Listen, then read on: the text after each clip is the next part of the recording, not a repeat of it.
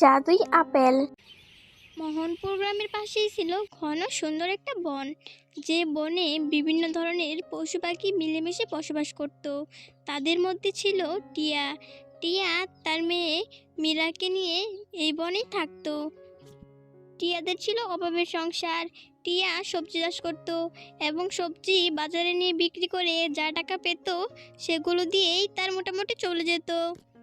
একদিন হঠাৎ করে টিয়ার মেয়ে মীরা টিয়াকে বলে, না, বাড়িতে তো অনেকদিন ধরে ভালো কিছু রান্না হয় না এবং তুমি ভালো কিছু আনাও না। মা জানো, আমার না আপেল খেতে ইচ্ছে করছে, তুমি আমাকে আপেল এনে দিবে? মা রূপা, এখন তো আমার হাতে টাকা নেই, যখন আমার হাতে টাকা হবে তখন আমি অবশ্যই তোকে আপেল এনে দিব। মা তুমি সবসময় এমন করো, আমি তোমাকে এখন এনে দিতে বললাম আর তুমি পরের কথা বলছো। যাও, আমার আপেল খেতে হবে না, তোমার আপেল তুমি খাও। আচ্ছা মা, রাগ করে না, আমি আজকে সবজি বিক্রি করে যা টাকা পাবো তা দিয়ে তোর জন্য আপেল আনবো, ঠিক আছে? মা তুমি সত্যি বলছো, আজকে আমাকে আপেল এনে দিবে?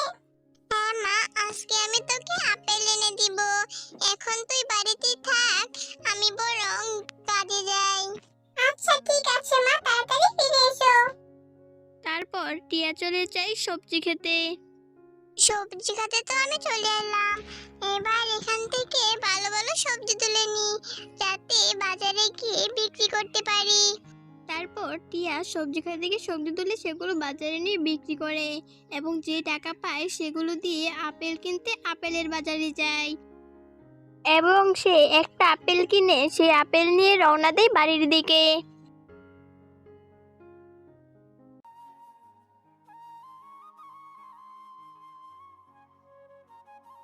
তারপর সে আপেল কিনে বাড়ি যাবার সময় তার সাথে দেখা হয় টুনির।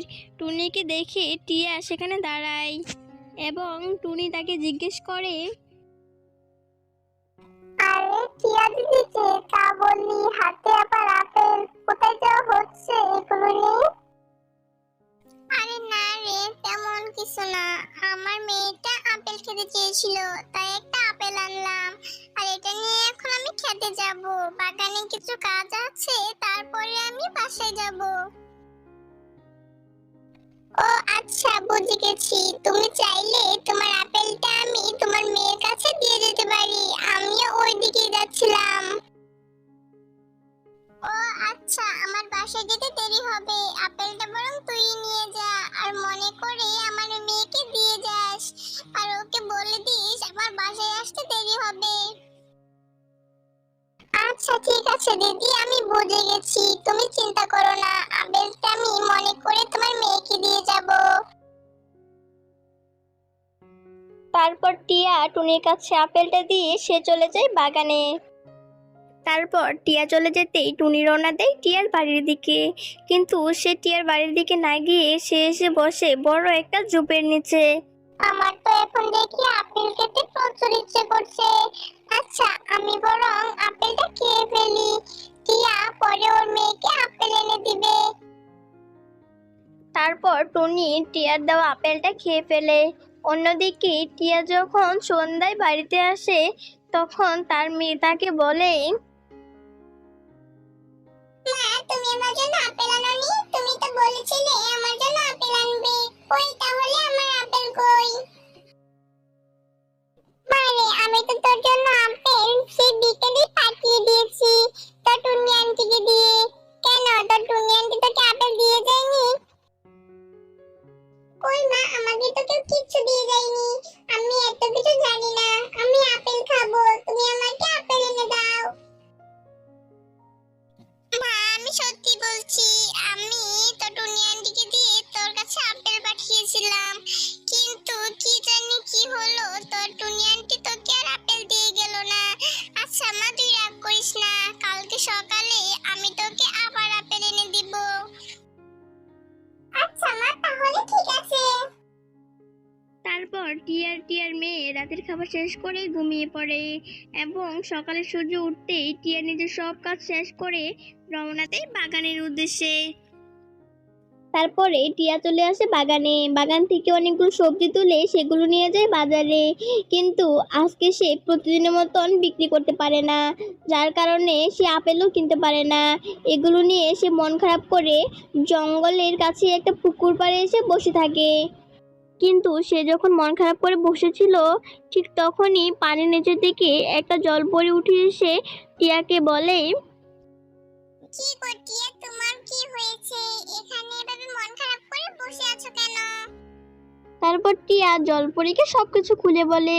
সবকিছু শুনে জলপরি টিয়াকে বলে, টনি, তুমি এই আপেলটা নাও। এই আপেলটা বাগানে লাগিয়ে দিবে, তারপর দেখবে ম্যাজিক। আচ্ছা ঠিক আছে, সাহায্য করার জন্য আপনাকে ধন্যবাদ। কিন্তু আরো কখনো সাহায্য লাগলে বা বিপদে পড়লে আমাকে এখানে এসে 3বার নাম ধরে ডেকো, আমি চলে আসব। আচ্ছা ঠিক আছে, কিন্তু জলপরি দিদি, আমি তোমাকে আমাদের বাসায় নিয়ে যেতে চাই। আমার মেয়ে তোমাকে দেখলে অনেক খুশি হবে। কোনো একদিন অবশ্যই যাব, কিন্তু এখন তুমি যাও, সন্ধে হয়ে যাচ্ছে। সন্ধে হওয়ার আগে তুমি আপেলটা বাগানে রোপণ করে দাও, তারপর দেখবে ম্যাজিক। জলপরি দিদি, আমি যাচ্ছি, কোনো একদিন আবার দেখা হবে। তারপরে টিয়া চলে যায়। আসলে এই পুকুরে রূপালী নামের এক জলপরি থাকতো। তারপর টিয়া সন্ধ্যা হতেই চলে আসে বাগানে। তারপর সে বাগানে এসে বাগানে আপেলটা রোপণ করে দেয়। সে আপেলটা রোপণ করে দিয়ে বাড়িতে চলে যায়। তারপর টিয়া রাতে বাড়িতে এসে ঘুমিয়ে পড়ে এবং পরের দিন সকাল হতেই সে সমস্ত কাজ সেরে চলে আসে বাগানে। সে বাগানে এসে দেখতে পায় যে এক রাতেই ওই আপেল থেকে অনেক বড় গাছ বেরিয়েছে এবং গাছে অনেকগুলো আপেল চলে আছে। এটা তো দেখি জাদুই আপেল গাছ। না হলে একটা আপেল থেকে এক রাতে কি এত বড় গাছ হয়? যাই হোক, ভালোই হয়েছে। আচ্ছা যাই, আমি বরং আমার মেয়ের জন্য কিছু আপেল পেড়ে নিয়ে যাই। তারপর টিয়া মনে মনে জলপরীকে অনেক অনেক ধন্যবাদ দেয় এবং সে এই গাছ থেকে অনেকগুলো আপেল পেড়ে সেগুলো নিয়ে বাড়ির দিকে রওনা দেয়।